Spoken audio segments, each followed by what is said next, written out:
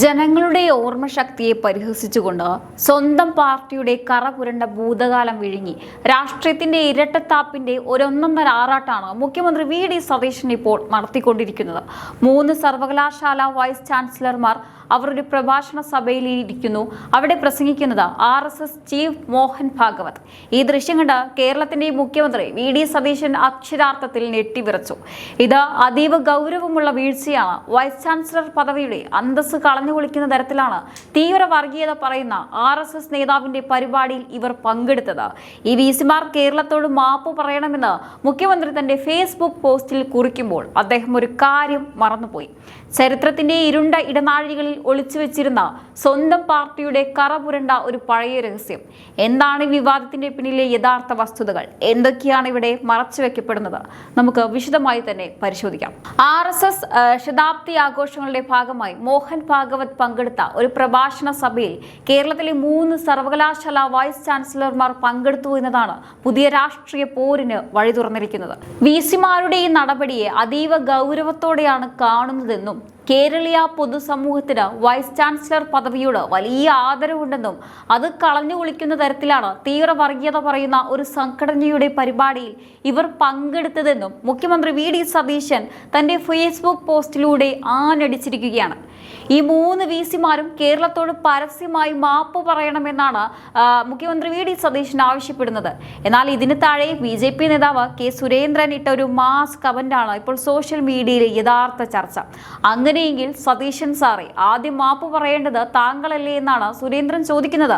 കാരണം ഇതേ വി.ഡി. സതീശൻ മുൻപ് RSSന്റെ പരിപാടിയിൽ പങ്കെടുത്തിട്ടുണ്ട്. വിസിമാർക്കെതിരെ വാളെടുക്കുന്ന മുഖ്യമന്ത്രി വി.ഡി. സതീശന്റെ പാർട്ടി കേന്ദ്രം ഭരിച്ചിരുന്ന കാലത്ത് ഇന്ത്യയുടെ ചരിത്രത്തിൽ ഇന്നേ വരെ കേട്ടുകേൾവിയില്ലാത്ത ഒരു സംഭവം നടന്നിട്ടുണ്ട്.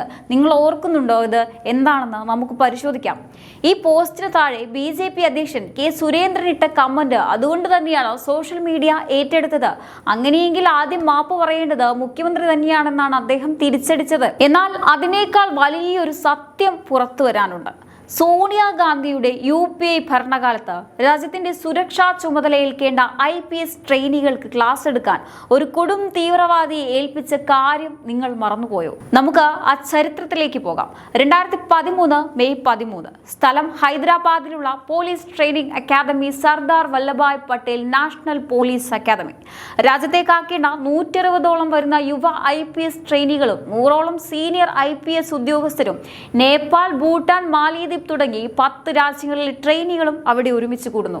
അവർക്ക് ക്ലാസ് എടുക്കാനെന്ന് കേന്ദ്രം ഭരിച്ചിരുന്ന കോൺഗ്രസ് സർക്കാർ തിരഞ്ഞെടുത്തത് ആരെയാണെന്ന് അറിയാമോ? ഇന്ന് അന്താരാഷ്ട്ര തലത്തിൽ കള്ളപ്പണം വെളുപ്പിക്കലിനും മതസ്പർദ്ധ വളർത്തലിനും ഭീകരവാദ പ്രേരണയ്ക്കും കുറ്റാരോപിതനായി മലേഷ്യയിൽ ഒളിവിൽ കഴിയുന്ന കൊടും തീവ്രവാദി സക്കീർ നായികിനെയാണ്. ദേശീയ മാധ്യമമായ ഇന്ത്യൻ എക്സ്പ്രസ് പത്രത്തിൽ ഉൾപ്പെടെ അന്ന് അച്ചടിച്ചു വന്ന വാർത്തകൾ പരിശോധിച്ചാൽ ഈ സംഭവത്തിന്റെ ഭീകരത മനസ്സിലാകും. രാജ്യത്തെ ഉന്നത പോലീസ് ഉദ്യോഗസ്ഥർക്ക് മുന്നിൽ സക്കീർ നായിക് സംസാരിച്ച വിഷയം എന്താണെന്ന് കേട്ടാൽ നിങ്ങൾ ശരിക്കും ഞെട്ടും. ഭീകരവാദവും ജിഹാദും ഇസ്ലാമിക കാഴ്ചപ്പാടിൽ എന്നതായിരുന്നു ആ വിഷയം. ഈ ക്ലാസ്സിനിടയിൽ സക്കീർ നായിക് ഇസ്ലാമിന്റെ ഗുണഗണങ്ങൾ മാത്രം വാഴ്ത്തി പാടുകയല്ല ചെയ്തത്. പകരം അവിടെ ഇരുന്ന ഉന്നത പോലീസ് ഉദ്യോഗസ്ഥരെ പരസ്യമായി മതത്തിലേക്ക് ക്ഷണിക്കുക കൂടിയാണ് ഉണ്ടായത്. വിചിത്രവാദങ്ങളായിരുന്നു അദ്ദേഹം IPSകാരുടെ മുന്നിൽ ഉന്നയിച്ചതായി തെലങ്കാനയിലെ ഒരു ജില്ലാ പോലീസ് സൂപ്രണ്ട് പിന്നീട് വെളിപ്പെടുത്തിയത്. ഈ സെഷനിൽ 70ഓളം IPS ഉദ്യോഗസ്ഥരും 50ലധികം CRPF ഉദ്യോഗസ്ഥരും പങ്കെടുത്തിരുന്നു. മാസത്തിൽ 2 തവണ വീതം ഏകദേശം 12 ക്ലാസുകളാണ് ഈ സക്കീർ നായിക് ആ അക്കാദമിയിൽ കൈകാര്യം ചെയ്തത് എന്ന ഗുരുതരമായ ആരോപണമാണ് ഇപ്പോൾ ഉയരുന്നത്. നമുക്ക് നോക്കാം, ആരാണ് യഥാർത്ഥത്തിൽ ഈ സക്കീർ നായിക്? എന്തുകൊണ്ടാണ് ഈ വിഷയത്തിൽ നമ്മുടെ മുഖ്യമന്ത്രി ഒന്നും മിണ്ടാത്തത്? മെഡിക്കൽ ഡോക്ടറായി ജീവിതം തുടങ്ങി പിന്നീട് പീസ് TV എന്ന ചാനലിലൂടെ ആഗോളതലത്തിൽ തീവ്ര ഇസ്ലാമിക ആശയങ്ങൾ പ്രചരിപ്പിച്ച ആളാണ് സക്കീർ നായിക്. 2016 ബംഗ്ലാദേശിലെ ധാക്കയിലുണ്ടായ ഭീകരാക്രമണത്തിലെ പ്രതികൾക്ക് പ്രചോദനമായത് സക്കീർ നായിക്കിന്റെ പ്രസംഗങ്ങളാണെന്ന് കണ്ടെത്തിയതോടെയാണ് ഇയാൾക്കെതിരെ ഇന്ത്യ അന്വേഷണം ശക്തമാക്കിയത്. മതസ്പർദ്ധ വളർത്തൽ, കള്ളപ്പണം വെളുപ്പിക്കൽ തുടങ്ങിയ കുറ്റങ്ങൾ ചുമത്തി ഇന്ത്യ അദ്ദേഹത്തെ നിരോധിക്കുകയും അദ്ദേഹത്തിന്റെ സ്ഥാപനങ്ങൾ പൂട്ടിക്കുകയും ചെയ്തു. നിലവിൽ ഇന്ത്യയിൽ നിന്ന് ഒളിച്ചോടി മലേഷ്യയിൽ അഭയം തേടിയിരിക്കുകയാണ് ഈ കൊടും തീവ്രവാദി. ദിഗ്വിജയ് സിംഗ് ഉൾപ്പെടെയുള്ള കോൺഗ്രസിന്റെ പല മുതിർന്ന നേതാക്കളും മുൻപ് അദ്ദേഹവുമായി വേദി പങ്കിട്ട ചരിത്രവും നമുക്ക് മുന്നിലുണ്ട്. ഇങ്ങനെയുള്ള ഒരു തീവ്രവാദിയെ വെച്ച് രാജ്യത്തേക്ക് ആക്കേണ്ട പോലീസുകാർക്ക് ക്ലാസ് എടുപ്പിച്ചവരാണ് ഇന്ന് RSS ചീഫിന്റെ പ്രസംഗം കേൾക്കാൻ പോയ VC-മാരെ കുറ്റം പറയുന്നത് എന്നത് എത്ര വലിയ വൈരുദ്ധ്യമാണ്. ഈ വിവാദങ്ങൾക്ക് പിന്നിൽ കളിച്ച ഉന്നത വിദ്യാഭ്യാസ സെക്രട്ടറി ഡോക്ടർ B അശോക് IAS-ന്റെ ചരിത്രം കൂടി അറിയുമ്പോൾ ഈ തിരക്കഥ പൂർണ്ണമാകും.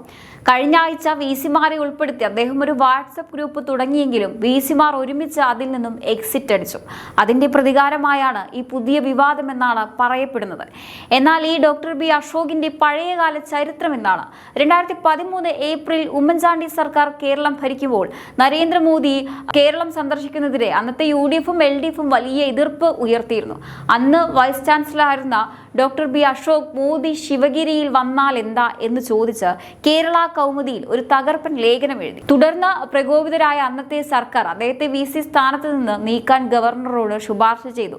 എന്നാൽ സുപ്രീം കോടതിയിൽ പോയ അശോകിന് അനുകൂലമായാണ് വിധി വന്നത്. ഒരു പത്രത്തിൽ ലേഖനം എഴുതുന്നത് മാത്രം ചട്ടലംഘനമായി കാണാൻ കഴിയില്ല എന്ന് കോടതി നിരീക്ഷിച്ചു. സ്വന്തം അനുഭവത്തിൽ നിന്ന് ഈ നിയമം അറിയാവുന്ന അശോക് തന്നെയാണ് ഇന്ന് VC-മാർക്കെതിരെ പുതിയ വിവാദങ്ങൾക്ക് തിരികൊളുത്തിയത്. വാസ്തവത്തിൽ CPI ലോക്കൽ കമ്മിറ്റി അംഗമായ ദീപ്തി എന്ന പ്ലീഡർ രാജിവെച്ച വിഷയം ചർച്ചകളിൽ നിന്ന് മറയ്ക്കാനാണോ ഈ പുതിയ നാടകമെന്നാണ് സോഷ്യൽ മീഡിയ ചോദിക്കുന്നത്. കോൺഗ്രസ് നേതൃത്വം നൽകിയ UPA ഭരണകാലത്ത് രാജ്യത്തിന്റെ ഏറ്റവും ഉന്നതമായ പോലീസ് ട്രെയിനിംഗ് അക്കാദമിയിൽ വെച്ച് യുവ IPS ഉദ്യോഗസ്ഥരെ പഠിപ്പിക്കാൻ സക്കീർ നായിക്കിനെ ഔദ്യോഗികമായി ക്ഷണിച്ചവരാണ് കോൺഗ്രസുകാർ. അന്ന് അദ്ദേഹത്തിന്റെ പ്രസംഗങ്ങൾ കേൾക്കാൻ രാജ്യത്തെ നിയമപാലകരെ നിർബന്ധിതമായി ഇരുത്തിയവർക്ക് അതിലൊരു തെറ്റും തോന്നിയില്ല. കോൺഗ്രസിന്റെ മുതിർന്ന നേതാവ് ദിഗ്വിജയ് സിംഗ് ഉൾപ്പെടെയുള്ളവർ സക്കീർ നായിക്കിനെ സമാധാനത്തിന്റെ ദൂതൻ എന്ന് വിശേഷിപ്പിക്കുകയും അദ്ദേഹത്തോടൊപ്പം പരസ്യമായി വേദി പങ്കിടുകയും ചെയ്തിട്ടുള്ള ചരിത്രം രാജ്യത്തിന് മുന്നിലുണ്ട്. പിന്നീട് ഈ സക്കീർ നായിക് അന്താരാഷ്ട്ര തലത്തിൽ ഭീകരവാദ പ്രേരണയ്ക്കും മതസ്പർദ്ധ വളർത്തിയതിനും കുറ്റാരോപിതനായി രാജ്യം വിട്ട് ഒളിച്ചോടേണ്ടി വന്നു. അങ്ങനെയുള്ള ഒരു കറപുരണ്ട ചരിത്രം സ്വന്തം അക്കൗണ്ടിലുള്ളപ്പോഴാണ് VC-മാർ ഒരു പൊതുപ്രഭാഷണം കേട്ടതിന്റെ പേരിൽ കേരളത്തോട് മാപ്പ് പറയണമെന്ന് മുഖ്യമന്ത്രി VD സതീശൻ ആവശ്യപ്പെടുന്നത്. ഇതൊന്നും കോൺഗ്രസിന് ഓർമ്മയില്ലായിട്ടല്ല, മറിച്ച് കൃത്യമായ വോട്ട് ബാങ്ക് സൂചിപ്പിക്കൽ രാഷ്ട്രീയം മാത്രമാണിത്. കേരളത്തിലെ ഒരു പ്രത്യേക വിഭാഗം വോട്ടർമാരെ തൃപ്തിപ്പെടുത്താനും അവരുടെ വോട്ടുകൾ ഉറപ്പിക്കാനും വേണ്ടി ഇവരെ നിരന്തരം ആക്രമിക്കുക എന്നത് കോൺഗ്രസിന്റെ ഒരു തന്ത്രമായിരിക്കും. അതിനായി സ്വന്തം ഭരണകാലത്ത് ചെയ്തു കൂട്ടിയ തെറ്റുകളെയും തീവ്രവാദ നിലപാടുകളുള്ള ആളുകളെ പ്രോത്സാഹിപ്പിച്ചതിനെയും അവർ സൗകര്യപൂർവ്വം മറച്ചുപിടിക്കുകയാണ്. 2013 B അശോക് IAS നരേന്ദ്രമോദി അനുകൂലിച്ച് ലേഖനം എഴുതിയപ്പോൾ അദ്ദേഹത്തെ വൈസ് ചാൻസലർ പദവിയിൽ നിന്ന് പുറത്താക്കാൻ നോക്കിയവരാണ് ഈ കോൺഗ്രസുകാർ.